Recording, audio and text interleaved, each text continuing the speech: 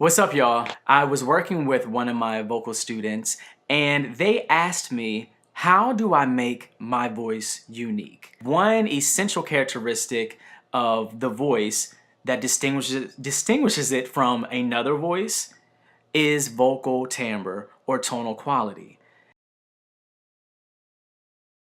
It's that quality or that characteristic that distinguishes one voice from another. Same with instruments. It's the reason why we can hear a flute and know it's not a violin. It's the reason why we can hear a violin and know that it's not a clarinet. Your voice is already unique because your vocal timbre in its most raw but still influenced state, and I'll explain what I mean by influenced state, is not the same as someone else's. You know, for the most part. I mean, don't get me wrong, we can hear people and be like, they kind of sound like such and such, you know, but there are qualities that distinguish one voice from the other.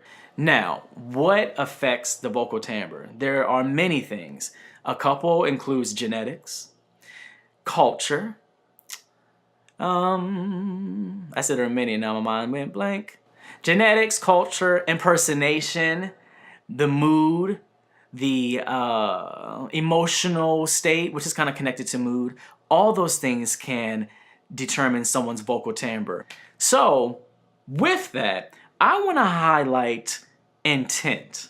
And I've talked about this in another video, but now I'm bringing it back in a slightly different context, and why intent can be a key factor in making the timbre of your voice stand out. And in that, you are unique as a vocalist and as a speaker. Whatever you're speaking, whatever you're singing, if you are sincere about that expression, about that communication, or about that message, you know, about that topic, whatever, if you are sincere about it, then there are going to be natural, or I should say, a flow of colors that will come through your voice. And through that, there is the uniqueness that you desire as a singer or as a speaker. It's not even something that you got to put on like a cloak. You know, it's not that.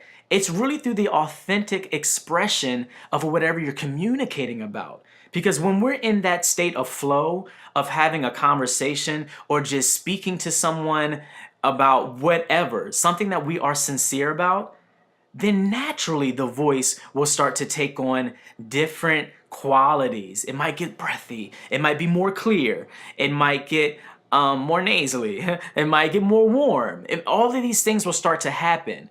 But at the base of that, there's like this mysterious quality of the timbre that is going to be felt as well. And it's the same and that's going to be the reason why your clear speaking or singing, or breathy speaking or singing, or nasally speaking or singing at a certain pitch is different than someone else who's also kind of speaking or singing breathy or nasally, or they have a warm tone.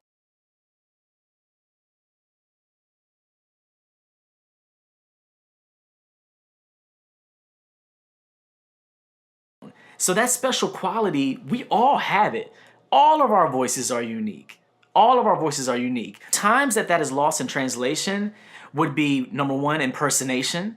When we're trying to impersonate another singer, when we're trying to take on the tone of another singer, when we know that our voice doesn't necessarily express itself in that way, that's when our uniqueness is lost.